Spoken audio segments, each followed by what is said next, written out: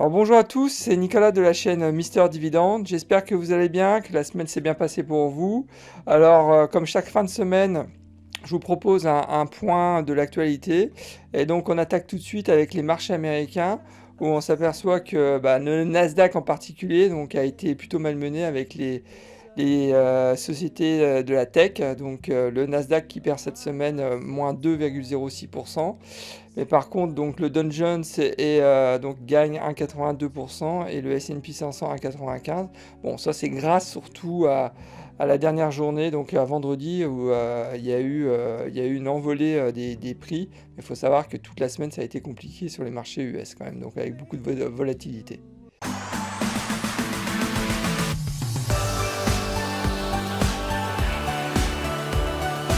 Alors ne pariez jamais contre l'Amérique, c'est l'avertissement de Warren Buffett dans sa lettre annuelle.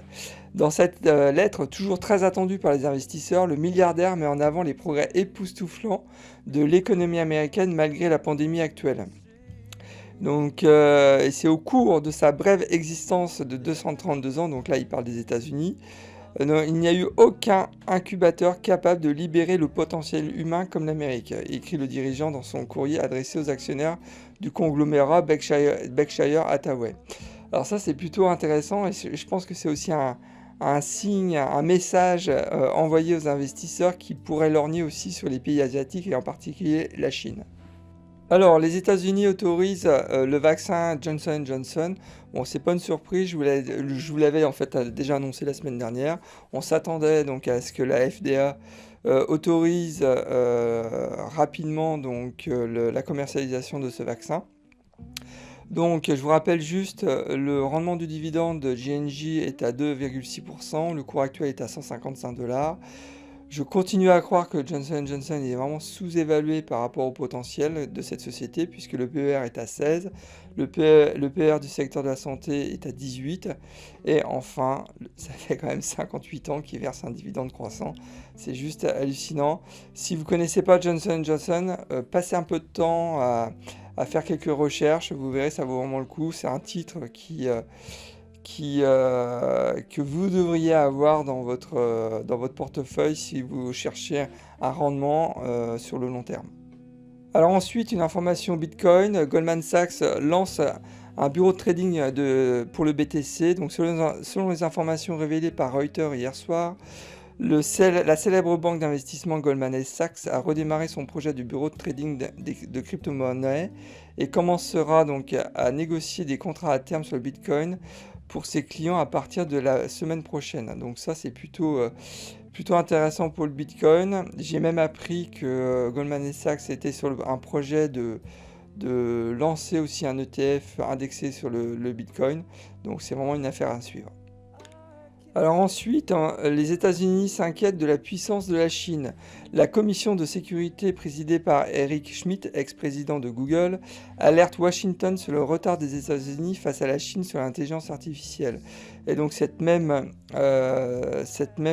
commission qui dit que l'Amérique n'est pas prête à se défendre ou à être compétitive à l'ère de l'IA, déclare la commission de sécurité nationale sur l'IA dans un rapport qui appelle le gouvernement à investir un acompte modeste pour de futures percées, soit un minimum de 40 milliards de dollars en recherche et développement. J'aime bien le acompte modeste. Non, c'est clair que l'intelligence artificielle, c'est vraiment la technologie sur laquelle il faut investir, qui sera vraiment présente partout dans les 10 ans à venir. Donc cette commission, elle ne se trompe pas. Le concurrent numéro un des États-Unis dans ce domaine, c'est la Chine. Donc c'est clair qu'il faut investir massivement pour ne pas se faire distancer dans les 10 prochaines années. Alors une information Merck qui va aider Johnson Johnson à produire son vaccin anti-Covid. Le groupe pharmaceutique américain Merck va aider son concurrent Johnson Johnson à produire son vaccin contre le Covid-19 pour accélérer sa distribution dans le pays.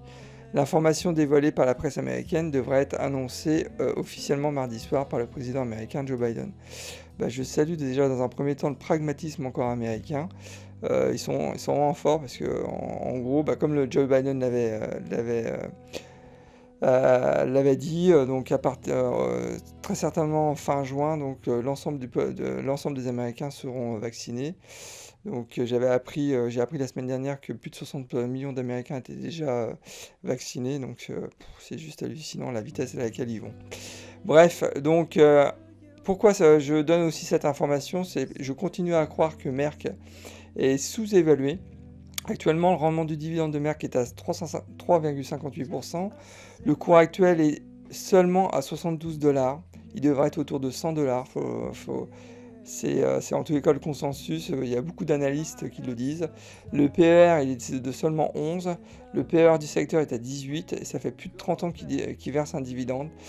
Moi c'est clair, mon prochain achat, donc ça sera la semaine prochaine et je vais de nouveau investir dans Merck. Donc je vous invite aussi à faire quelques recherches sur Merck.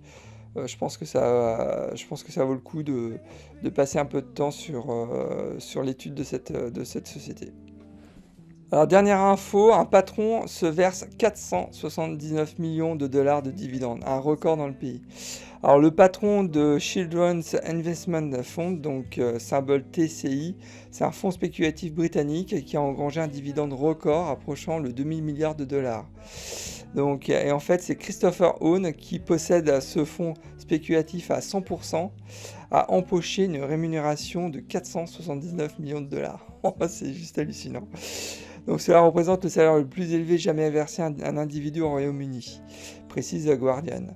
Donc, qu'est-ce que je peux dire? C'est extraordinaire. Il faut savoir en plus que ce gars, donc, la société a pris des participations dans plusieurs entreprises avec l'idée de changer la stratégie pour garantir un plus grand respect de l'environnement.